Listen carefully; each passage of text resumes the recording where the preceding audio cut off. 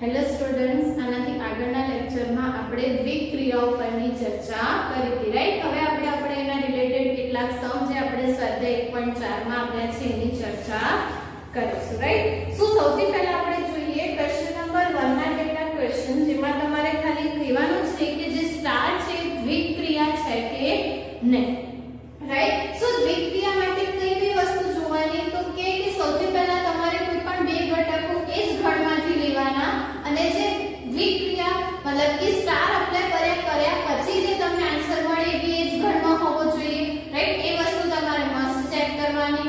બીજું કે જે આપેલું છે તમારું શું હોવું જોઈએ? વિધેય હોવું જોઈએ, તો જ એ વસ્તુ શું થશે? દ્વિક ક્રિયા થશે, રાઈટ? અહીંયા આપણે પહેલું લઈએ તો કે z પર આપણને શું આપેલું છે? z પ્લસ એટલે શું હશે? તો કે 1 2 3 4 and so on ધન પૂર્ણાંકો હશે, રાઈટ? હવે આપણે શું કરવાનું છે? કોઈ પણ બે ઘટકો લઈએ, રાઈટ? કે આપણે લઈ લઈએ કે અહીં આપણે લઈ લઈએ કે 2 જે છે z પ્લસ માં હશે અને 5 ની z પ્લસ માં હશે, રાઈટ? આપણું a સ્ટાર b કઈ રીતે વ્યાખ્યાયિત છે? તો કે a માઈનસ b. હવે a = 2 અને b = 5, રાઈટ? એટલે કે a માઈનસ b શું થશે? તો કે 2 માઈનસ 5 અને આન્સર શું થશે? -3.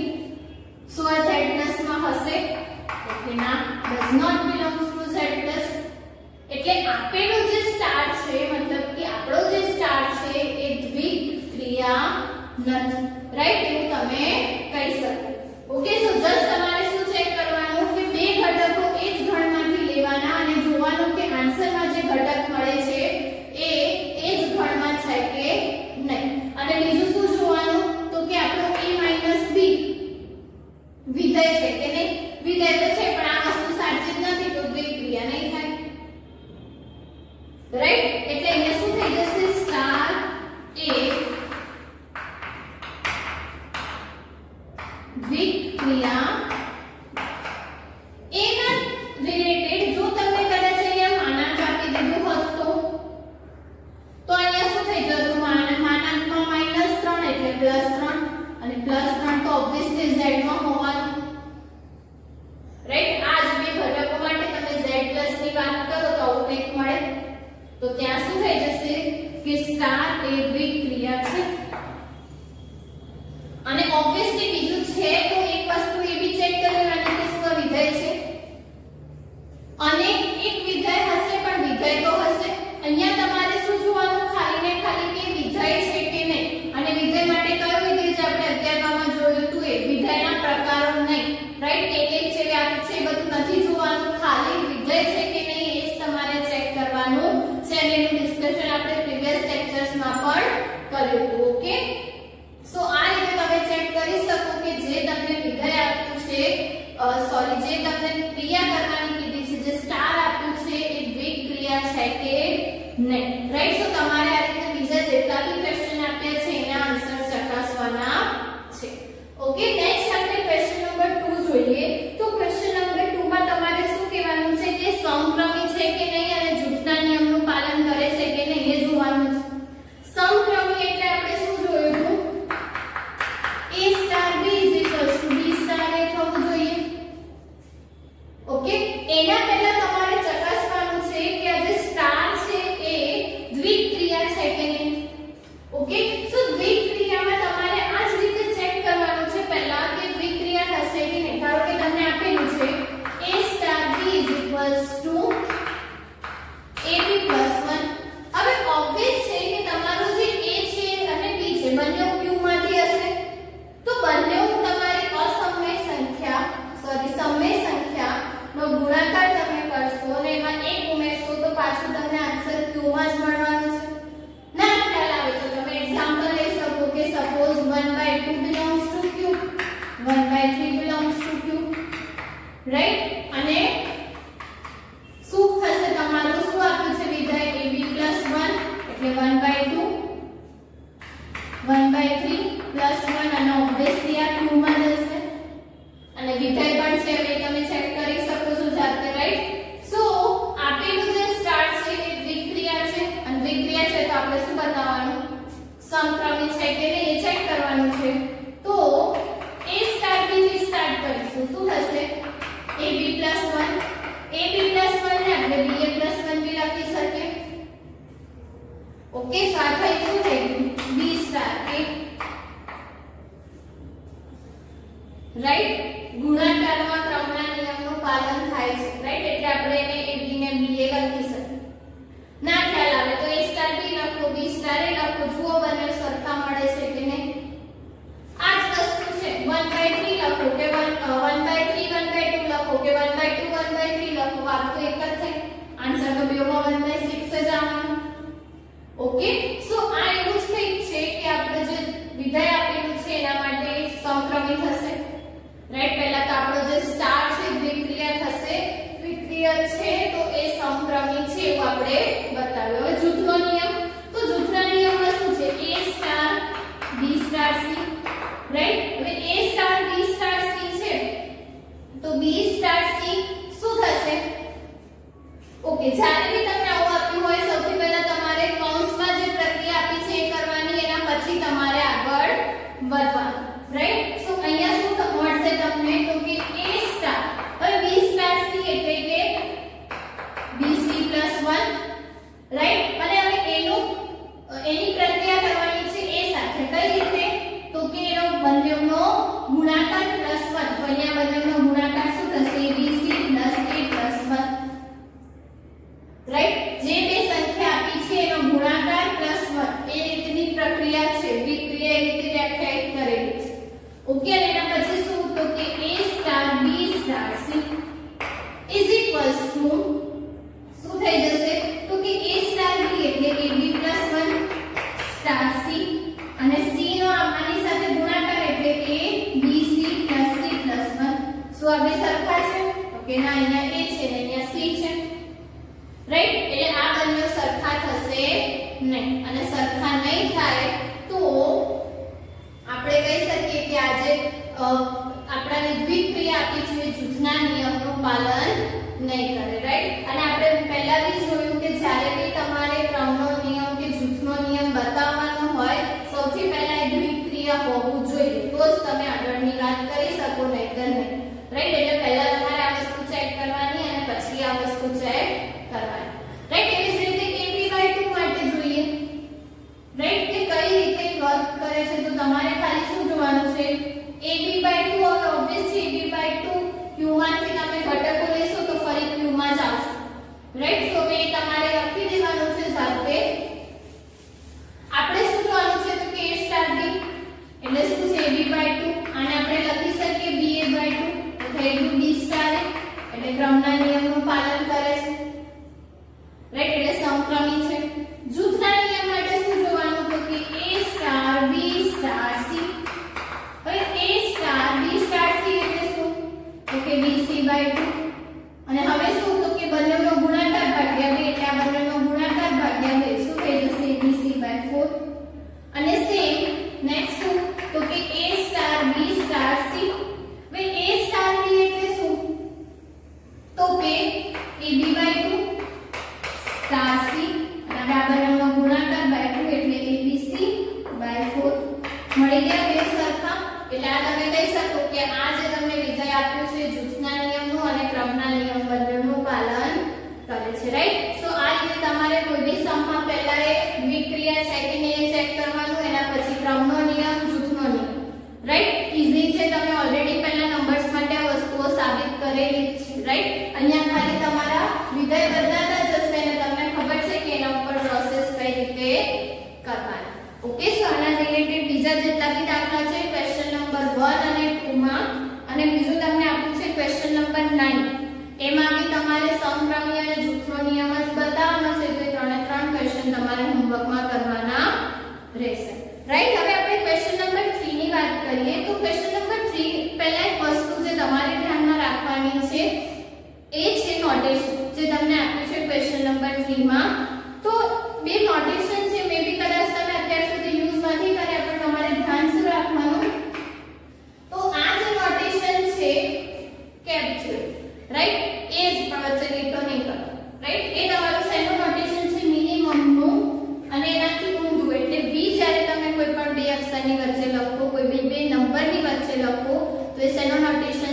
મેક્સિમમ, રાઈટ, એટલે કે મહત્તમ અને ન્યૂનતમ, રાઈટ. સો આ વસ્તુ તમારે ધ્યાનમાં રાખવાની કે મહત્તમ માટે સીધો V અને ન્યૂનતમ માટે ઊંધો V, રાઈટ. ને એ જ વસ્તુ તમને ક્વેશ્ચન નંબર 3 માં આપેલી છે અને એના માટે તમને કીધું છે કે દ્વિક્રિયા કોષ્ટક લખો, રાઈટ. સો દ્વિક્રિયા કોષ્ટક બનાવવાનું આપણે કોઈ પણ દ્વિક્રિયા માટે બનાવી શકીએ, પણ એટલું તમારે ધ્યાનમાં રાખવાનું કે જે ગણના ઘટકો છે એવા હોવા જોઈએ ફાઇનાઇટ, મતલબ કે ગણી શકાય ટાઈપના, એટલે કે 5 6 7 સુધી હોય તો ઠીક છે.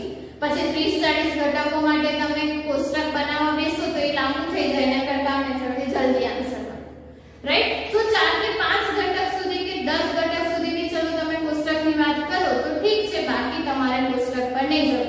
પણ હા, એ વસ્તુ ખરી કે તમને ઘટકો ઓછા આપ્યા હોય ને તમારે કોઈ પણ દ્વિક્રિયા ડિફાઇન કરવાની હોય તો તમે એનો કોષ્ટક બનાવી શકો, રાઈટ. તો આપણે જોઈએ કે કોષ્ટક કઈ રીતે બનાવવાનું, રાઈટ. સો સૌથી પહેલા જેટલા તમને ગણમાં ઘટકો આપ્યા છે એને તમારે ઊભી હરોળ ને આડી હરોળમાં લખી દેવાના. ધેટ મીન્સ here 1 2 3 4 અને 5, પછી અહીંયા બી 1 2 3 4 અને 5, રાઈટ. સો આ રીતે આપણે કોષ્ટક તૈયાર કરવાનું છે, ઓકે.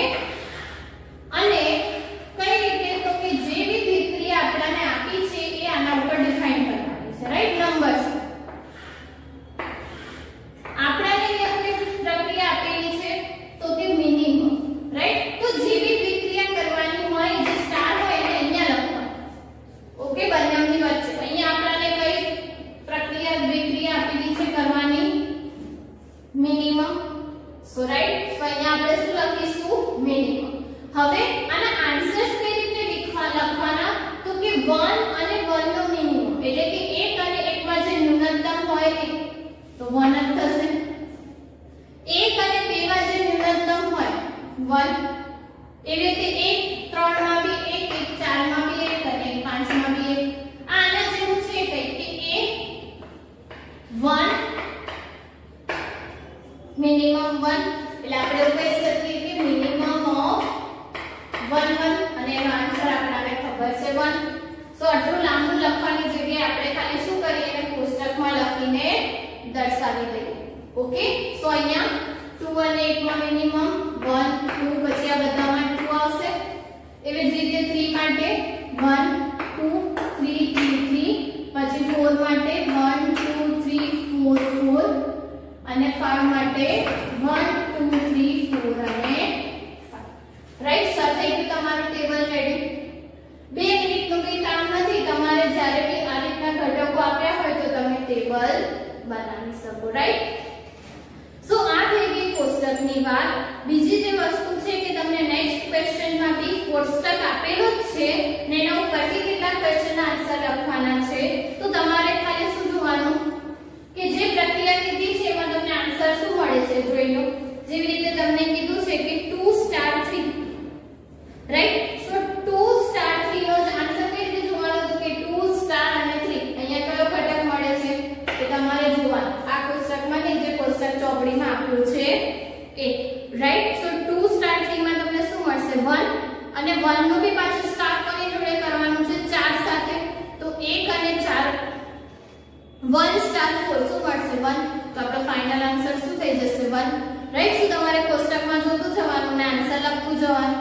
મેં કીધું એમ કે બ્રેકેટની વાત પહેલા કરવાની, જેમ કે તમને ઓકે સમક્રમ્ય માટે પૂછ્યું છે તો સમક્રમ્ય માટે શું તો કે a star b b star a થવું જોઈએ, રાઈટ. એટલે કે 1 સ્ટાર 4 અને 4 સ્ટાર 1 ઇક્વલ છે કે નહીં જોઈ લો. મળતું હોય તો સમક્રમી છે, ના મળતા હોય તો નથી, રાઈટ. એક માટે બી 2 3 માટે ચેક કરી લેવાનું એટલે આપણો ખ્યાલ છે ક્લિયર થઈ જાય, રાઈટ. નેક્સ્ટ જે તમને કીધું છે 2 સ્ટાર 3 આવું કંઈક આપ્યું હોય 2 સ્ટાર 3 સ્ટાર 4 સ્ટાર 5,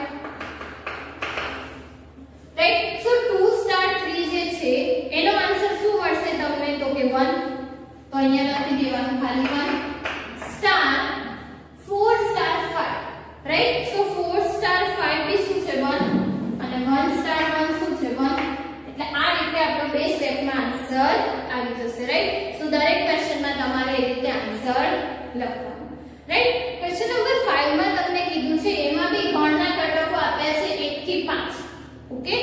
અને દ્વિક્રિયા કઈ રીતે વ્યાખ્યાયિત છે તો કે a અને b નો ગુસા, રાઈટ। અને તમારે એનો કોષ્ટક બનાવવાનો છે અને જોવાનું છે કે ક્વેશ્ચન 4 નો કોષ્ટક અને તમે જે કોષ્ટક બનાવશો એ સેમ છે કે નહીં। શું કરવાનું, અહીંયા જેમ આપણે મિનિમમ નો બનાવ્યો એમ તમારે ગુસા માટે ટેબલ બનાવવાનું છે। એ કઈ રીતે 1 અને 1 નો ગુસા શું થશે, 1 અને 2 નો ગુસા એ ખૂબ કે તમને યાદ હશે, રાઈટ। 5 અને 5 ના ગુસા સુધીનું તમારે બનાવવું, ઓકે। અને બનાવશો તો બનાવ્યા પછી તમારે ચેક કરવાનું કે જે ટેબલ તમે બનાવ્યું છે એ અને જે તમને એનાથી આગળના ક્વેશ્ચનમાં આપેલું છે સેમ છે કે નહીં। ઓબ્વિયસલી એ સેમ મળશે બીકોઝ ક્વેશ્ચન નંબર 4 માં જે ટેબલ આપેલું છે ગુસા માટેનું જ ટેબલ છે। તમે ધ્યાનથી જોશો તો તમને ખ્યાલ આવી જશે કે ત્યાં જે ઘટકો લખેલા છે સ્ટાર અપ્લાય કર્યા પછીના એ શું છે 2 નંબરનો ગુસા છે, ઓકે। સો એ વસ્તુ તમારે કરવાની છે। ક્વેશ્ચન નંબર 6 ની વાત કરીએ તો ક્વેશ્ચન નંબર 6 માં તમને સ્ટાર કઈ રીતે વ્યાખ્યાયિત છે તો કે n ઉપર તમારે લેવાનું છે અને કઈ રીતે વ્યાખ્યાયિત છે તો કે a અને b નો લસા।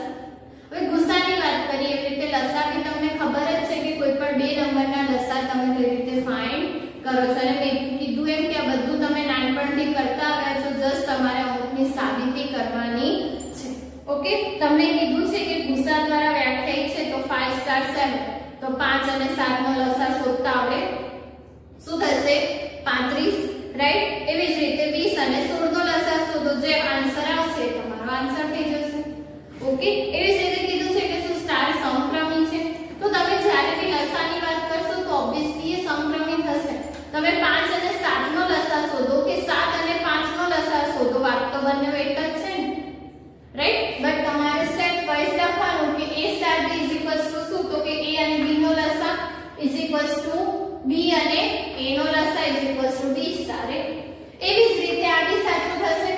કોઈ પણ 3 નંબરના લસા શોધો તો પહેલા 2 ના શોધો કે ત્રીજો એડ કરો કે પહેલા 2 નું શોધો અને પછી ત્રીજું એડ કરો, સરખું જ છે, રાઈટ। કે કોઈ પણ 3 નંબરના તમે લસા શોધશો તો એ હંમેશા સેમ જ મળશે, એટલે જૂથના નિયમનું પણ પાલન કરશે, રાઈટ। આપણે તટસ્થ ઘટક માટેની વાત કરીએ કે જ્યારે તમે લસાની વાત કરો છો તો તમને તટસ્થ ઘટક શું મળશે, ઓકે। સો તટસ્થ ઘટક માટે આપણે શું કરીશું તો કે પહેલા આપણે ધારી લઈશું કે e જે છે એ સ્ટાર માટેનો તટસ્થ ઘટક છે, રાઈટ। સો ધારો કે e એ સ્ટાર માટેનો તટસ્થ ઘટક છે, રાઈટ। હવે t એ સ્ટાર માટેનો તટસ્થ ઘટક છે તો તમારે જોવાનું છે શું કે આપણી પાસે વ્યાખ્યા શું છે તો કે a star e is equals to a મળવું જોઈએ।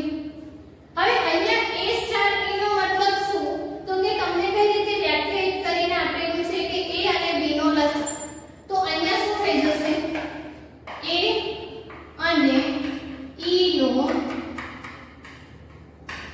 લસા બરાબર શું મળવું જોઈએ ફરીથી a।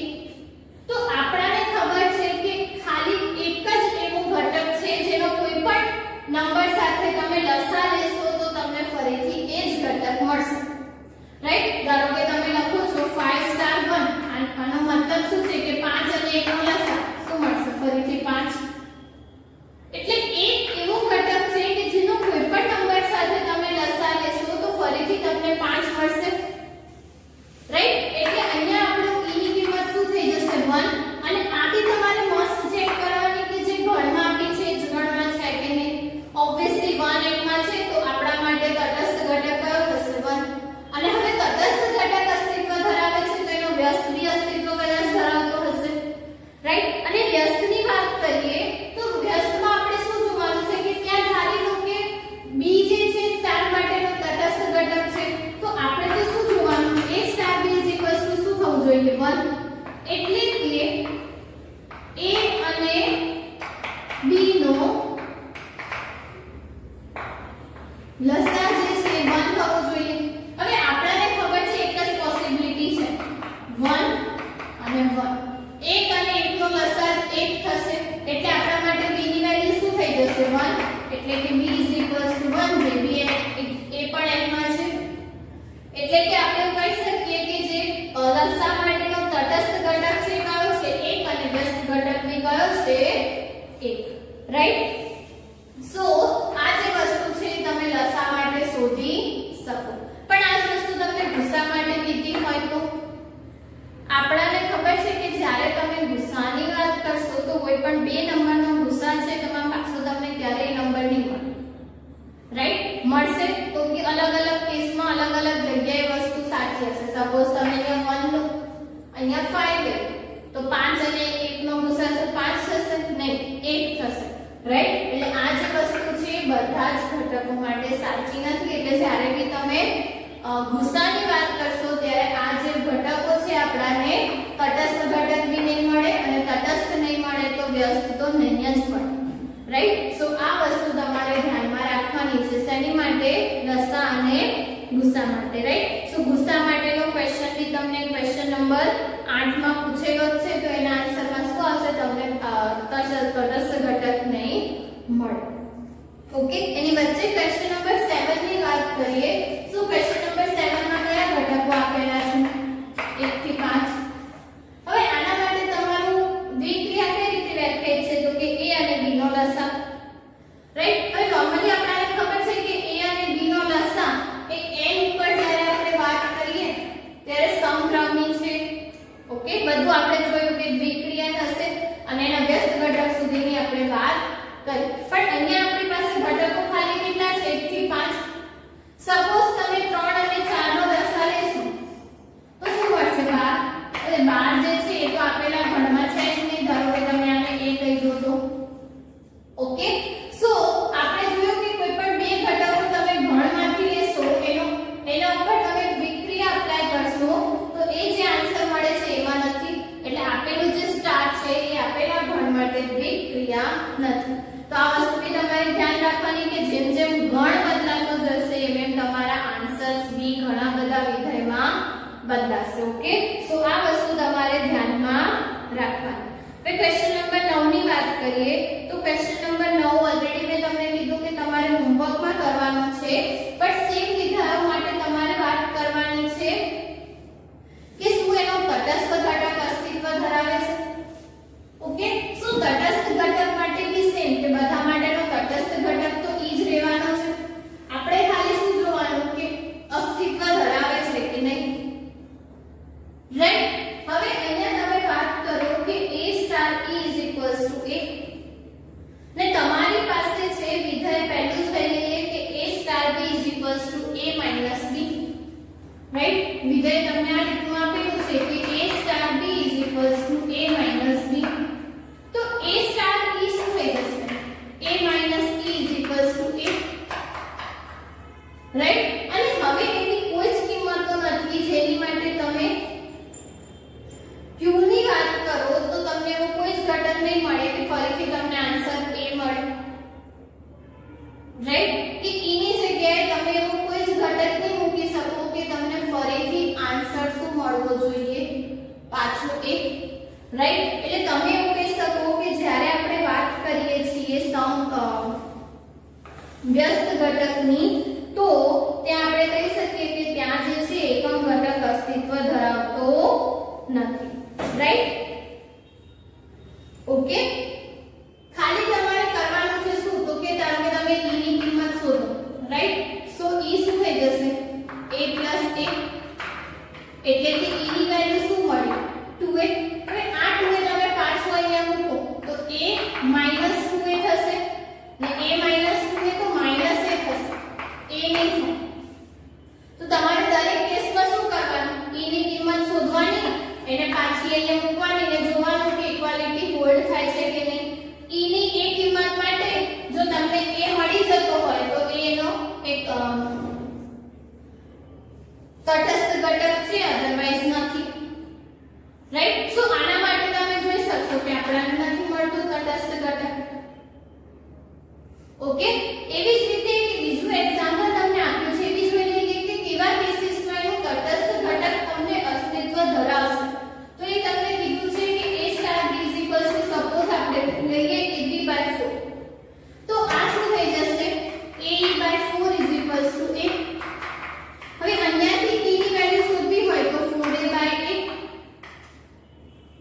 એટલે a કટ તો e = 4. હવે આ = 4 ને તમારે પાછું અહીંયા મૂકવાનું તો શું મળશે તમને a * 4 divided by 4 = 8. 4 4 કેન્સલ મળી ગયું a = 8 એટલે કે e જે છે એ આપેલા વિધેય માટે તટસ્થ ઘટક થશે. ઓકે અને તટસ્થ થશે તો ત્યાં એના વ્યસ્તનું બી અસ્તિત્વ હશે અને વ્યસ્તનું અસ્તિત્વ હશે એટલે તમે એવું કહી શકો કે વ્યસ્ત કઈ રીતે શોધવાનો તો આપણે ધારી લઈએ કે b જે છે એ આપેલા વિધેયનો વ્યસ્ત ઘટક છે તો આપણે એને કઈ રીતે લખીશું a * b = ફરીથી શું મળવું જોઈએ ફરી તટસ્થ ઘટક. હવે a * b રાઈટ એટલે કે a ઓકે અહીંયા a * b નો મતલબ શું છે તો કે ab/4 અને e જે છે આપણો શું મળ્યો તો આપણને 4 રાઈટ. સો આપણને આવું મળ્યું a * b એટલે કે ab/4 તટસ્થ ઘટક કયો મળ્યો 4. અહીંયાથી હવે આપણે શેની કિંમત શોધવાની છે b તો b શું થઈ જશે 16/1 ઓકે અને આને પાછું તમે અહીંયા મૂકશો તો a 16/1 ભાગ્યા 4 = 4 a કેન્સલ 4 ચોક 16 મળી ગયું 4 = 4 એટલે આપણે કહી શકીએ કે b = 16/1 એ આપણો શું છે વ્યસ્ત ઘટક. તો આ રીતે તમારે એનો શોધવાનો એકમ તટસ્થ ઘટક અને આ રીતે એનો શોધવાનો વ્યસ્ત ઘટક રાઈટ. સો લગભગ એક જ એક્ઝામ્પલ એવું છે જેમાં વ્યસ્ત ઘટક અસ્તિત્વ ધરાવે છે અને તટસ્થ ઘટક પણ અસ્તિત્વ ધરાવે છે રાઈટ. બાકીના લગભગ દરેક એક્ઝામ્પલમાં તમને તટસ્થ ઘટક મળશે નહીં અને એ વસ્તુ તમારે હોમવર્કમાં ચેક કરવાની છે રાઈટ. લાસ્ટ આપણે જોઈએ કે એક્ઝામ્પલ નંબર 11 ની વાત કરીએ કે ક્વેશ્ચન નંબર 11 માં તમને શું કીધું છે. ઓકે સો ક્વેશ્ચન નંબર 11 જે છે એમાં કઈ રીતે વ્યાખ્યાય છે a n cross રાઈટ કે a આપણે શું લેવાનું છે n cross n અને a પર કઈ ક્રિયા કરવાની છે આપણે તો કે આ રીતનું એક વિધેય આપેલું છે કે ab * cd = a + c c + d okay અને આપણે શું કીધું છે કે સાબિત કરવાનું છે કે સ્ટાર સંક્રમી છે અને જૂથના નિયમનું પાલન કરે છે. હવે ઓબ્વિયસલી છે અહીંયા સરવાળો છે a + c લખો c + a લખો કઈ ફરક નહીં પડે એટલે સંક્રમી બી થશે અને ત્રીજી એક પેર લઈ લેશું ef તો એ જૂથના નિયમનું પાલન પણ કરશે a + c + e અને c + d + f એવું મળી જશે બંને કેસમાં રાઈટ. સો એ તમારે જાતે કરવાનું છે કે જૂથના નિયમનું બી પણ પાલન કરે છે અને સમક્રમી પણ છે. આપણે જોઈશું કે જો સ્ટાર માટે એમાં કોઈ એકમ ઘટક હોય તો એ શોધો એટલે આપણે એનો એકમ ઘટક એટલે કે તટસ્થ ઘટક શોધવાનો છે રાઈટ. સો આપણે ધારી લઈએ કે ધારો કે pq એ સ્ટાર માટેનો તટસ્થ ઘટક છે રાઈટ. સો તટસ્થ ઘટક માટે આપણી પાસે શું છે તો કે a * p ફરીથી a મળવું જોઈએ. હવે અહીંયા ધ્યાનથી જોજો a ની જગ્યાએ આપણી પાસે શું છે ab e આપણે શું લીધો તો કે pq ફરીથી શું મળવું જોઈએ ab. હવે આના આપણી પાસે શું છે a + c c + d a + b right. હવે તો કે પેર આપેલી છે સમાનતા છે એટલે આપણે એવું લખી શકીએ અહીંયા a + p અને b + q right. So a + p = a અને b + q = b. અહીંયા તમને શું મળ્યું p = 0 and q = 0 તો આપણને એકમ ઘટક કયો મળ્યો તો કે q = 0 0 પણ આપણી તો જે પેર હતી શેમાં બિલોંગ્સ છે n cross n માં તો આપણો તટસ્થ ઘટક બી એમાં હોવો જોઈએ પણ આ તો જે છે એ n cross n માં બિલોંગ નથી કરતું અને નથી કરતું તો આપેલા ક્વેશ્ચન માટે આપણે કહી શકીએ કે તટસ્થ ઘટકનું અસ્તિત્વ નથી અને તટસ્થનું અસ્તિત્વ નથી તો વ્યસ્તનું અસ્તિત્વ અસ્તિત્વ પણ નહીં જ હોય, રાઈટ? કેમ કે આપણે જોયું હતું કે વ્યસ્ત માટે પહેલા તટસ્થ ઘટક હોવો જરૂરી છે, રાઈટ? સો આ થઈ ગઈ વાત આપણા સ્વાધ્યાય 1.4 ની. ઓલમોસ્ટ દરેક ટાઈપના સમ્સ આપણે કર્યા અને જે હોમવર્કમાં આપ્યા છે તમારે આ જ રીતે હોમવર્કમાં કરવાના છે. ખાલી તમારે ત્યાં શું ચેક કરવાનું છે? સમક્રમિક છે કે નહીં, રાઈટ? અને ઓકે, જૂથના દ્વિક્રિયા છે કે નહીં, સમક્રમિક છે કે નહીં અને જૂથના નિયમનું પાલન કરે છે કે નહીં, રાઈટ? સો આ વસ્તુઓ તમારે ચેક કરવાની છે. એકમ ઘટક શોધવાનો છે.